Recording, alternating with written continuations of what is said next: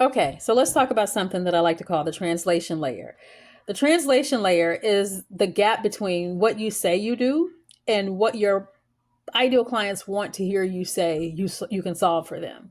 So let's say you you've come up with a really cool thing that you're putting on your website, like, hey, fractional strategy ecosystem design, but your ICP is in chat GPT loading it up with screenshots and call transcripts asking, why is my marketing not working? That is the gap. The fractional strategy and ecosystem design sounds awesome, but how does that solve the problem of marketing not working? And that's the gap that you have to fill in with the translation layer. So translation layer essentially helps your ICP understand which aspects of your value prop, like all of the things that you do, can solve their problems, and then vice versa.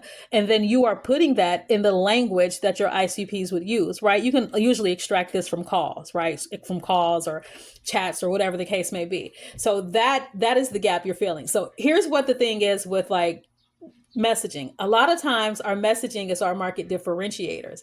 And it is the difference between what we do and what the brand next to us does. The only problem with that is that you're not selling to your competitors.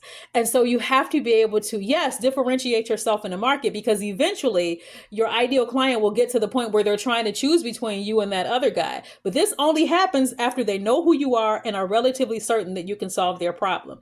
So yes, go ahead and cascade your new messaging all over your site. Is going to be awesome. You're going to sound like a real winner, but also have plenty of content and language on your site that reflects the pain points and the intent that you're hearing in calls and that you're seeing in the data and social listening and all that kind of stuff. And you need to run those in tandem. And then the AI generative engines can tie the two together. And I want to talk about some different ways to do that, but I won't do that now. But the generative engines can tie that together so that when they're in chat GPT asking the questions about why their marketing isn't working, the AIs will make recommendations based on what you have already taught it and trained it to understand that you do. Hope this helps.